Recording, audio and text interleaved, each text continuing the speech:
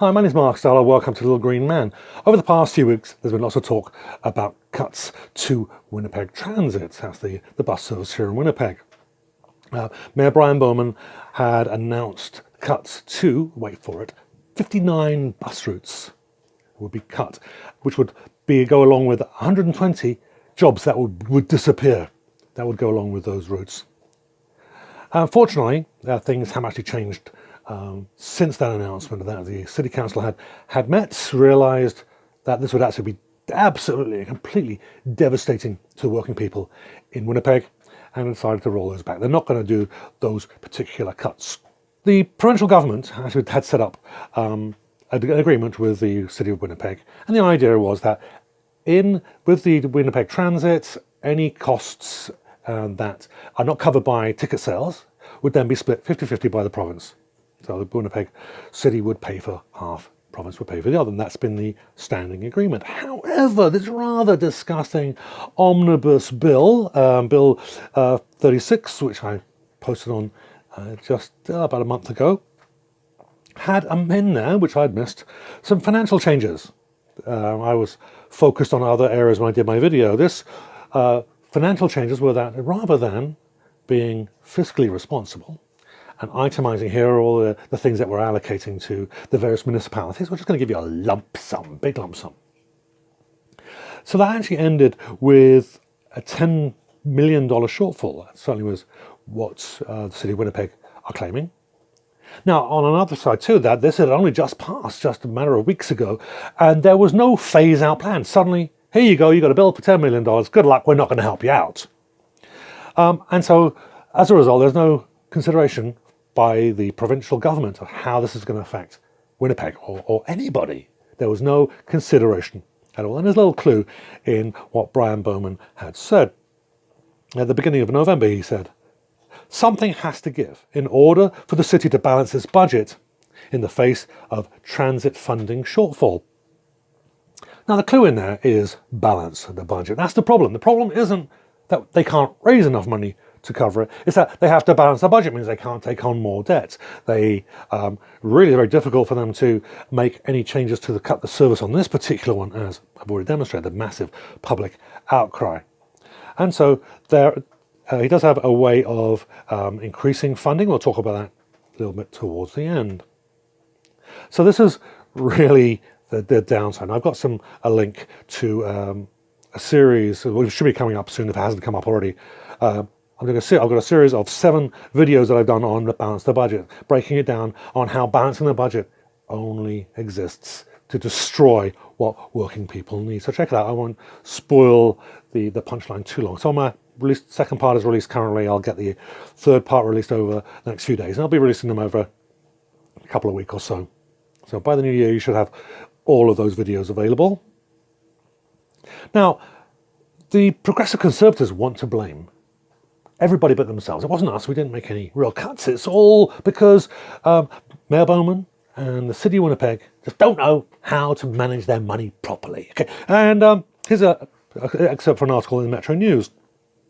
Without agreeing the province made any cut, Minister of Municipal Relations Minister Jeff Wharton said it's essentially the job Bowman and the City Council have in front of them. Tough decisions have to be made, Wharton told reporters when asked to address Bowman's comments. They, the city, are receiving the highest level of unconditional funding ever compared to other jurisdictions in Canada. The mayor needs to take responsibility for how they determine best to spend that money, he said, later reiterating the province is not cutting anything at this point. But everybody and all the municipalities many municipalities have come out and said, hey, you've cut our funding, and they're balking at this. It's coming out in other areas as well, including cuts to ambulances. And if I have the time later this week, I'll do a piece on that as well, cutting ambulance funding. But this actually contradicts as well what the Progressive Conservatives promised earlier this year. And again, here's an article from CBC. All sources are in the description. The province announced earlier in 2017 it will no longer cover half of Winnipeg Transit's costs that aren't covered by bus fares. Instead, it has implemented a basket funding approach that doesn't earmark provincial funds for transit, but rather sends a transfer and a lump sum that lets the city allocate it accordingly. Okay, there was an admission right there. They are no longer covering it 50-50. So basket funding, is that really fiscally responsible? Yeah, this is supposed to be the party of fiscal responsibility. Is it really?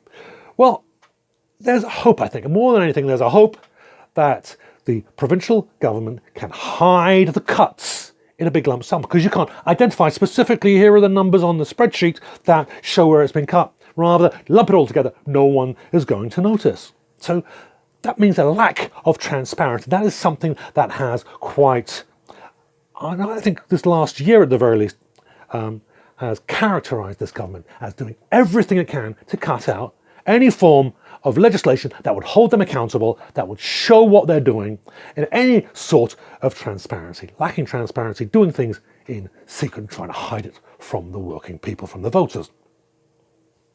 So that way then you can cut the budgets and make the city look bad and blame them for the cuts. So in this particular case, Brian Bowman is just coping with what Brian Pallister has dumped on him.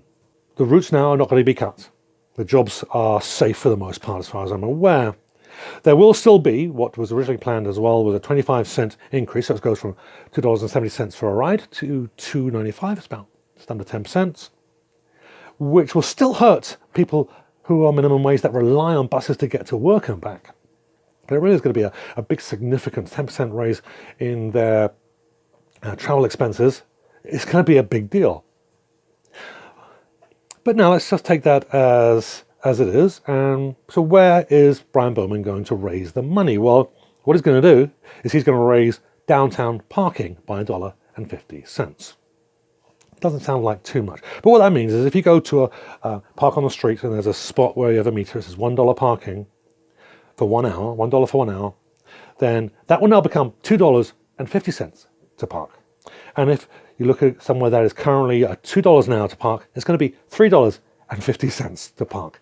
It's a massive, massive, massive hike in parking.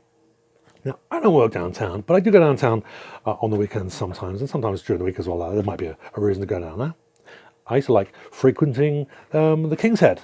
But if I'm paying $3.50 to park outside the King's Head, and I don't really live in walking distance, then that's the price of a beer. So why would I go and drink a beer somewhere where it costs me the price of a beer to go and have a beer when there are plenty of restaurants nearby? Well, I'm not going, am I? And this is really dangerous for downtown business. It's really going to suffer. It's going to suffer hard. Now, this is only the stands on the side of the road, the meters on the side of the road. This, you can guarantee that if this does get put in place and the business community doesn't come up in arms against the mayor, then you can be sure that InPark and the other private parking lots are going to raise their rates accordingly, because they're not going to miss out on the extra money. Now, the trouble is, though, that is actually going to stop people from going downtown. People casually going down is going to hurt people that work there, and it's going to hurt people significantly who work downtown, particularly if the private parking lots raise their fees according to the rates of the parking meters. And it's going to die. Just recently we were at the Forks, not far from here. And I went to park up to go make use of one of the restaurants for food and other such things. And I was actually horrified to find out we have to pay for parking there now. Now, we did eventually try and squeeze in. It's busy. We tried to squeeze in parking, and we end up having to pay a couple of bucks there, $2 or $3. I forget how much it was. But I'm going to be sure if I'm going to a restaurant, I'm not going to go there. I'll just go 2 blocks down the road and go to Earl's, where there's free parking. Or I'll go to Smitty's or one of the other bazillion places where they serve food, where I don't have to pay. And I'm certainly not going to go and pay a shopping tax to go and shop. And that's really what's going to hurt us. You know, if I'm going to go shopping, there are a good half a dozen major malls in the city where you can go and get everything you need, including food and groceries and everything. So why would I go downtown? Why would I go to the Forks? And all I can say is that the provincial cuts in this basket funding and pretending that they don't have responsibility for any of these cuts, for the increase in parking downtown and for the scare and the increase in rates in Winnipeg Transit.